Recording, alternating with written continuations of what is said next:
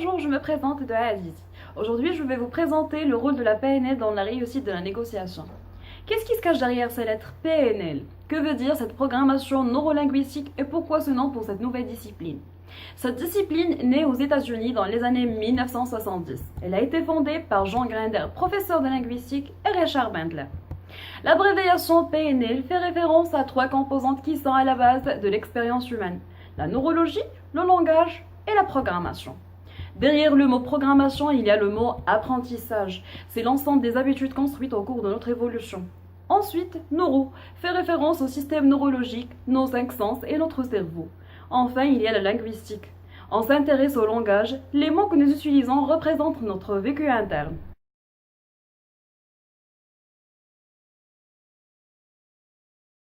On peut dire que la PNL est un outil de communication qui étudie les programmes comportementaux reflétés par le langage verbal et non verbal appliqué à la vente.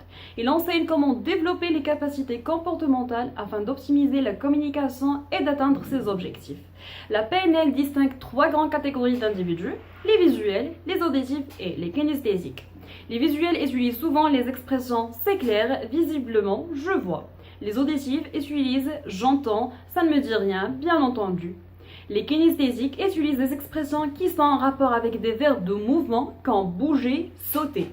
Parmi les expressions utilisées, je sens, ça me touche, le bon sens.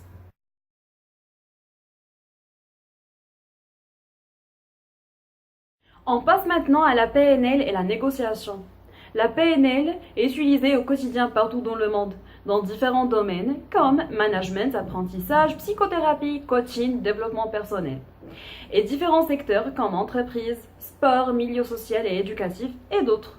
Prenons le cas de l'entreprise. La PNL est devenue l'un des outils de développement personnel et de management les plus utilisés pour éviter les blocages et de mener efficacement une négociation.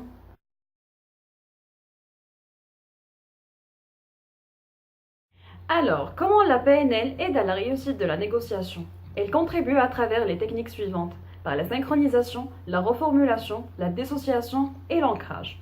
On commence par la synchronisation. Elle consiste à adopter une fonction identique à celle de son interlocuteur, faire synchroniser tout un ensemble de petits détails physiques et comportementaux avec ceux de l'interlocuteur. Par exemple, en adaptant le même débit de parole que lui, ou bien en reprenant ses gestes.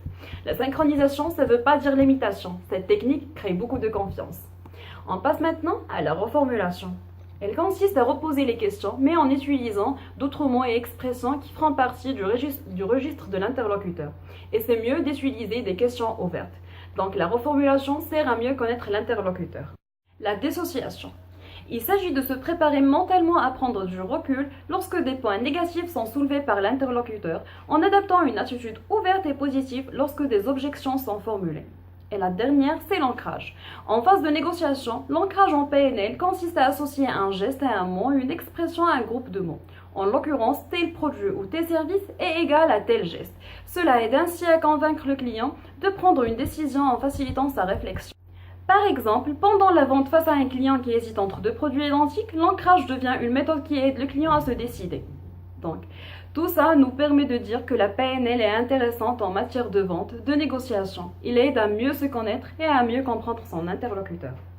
Merci.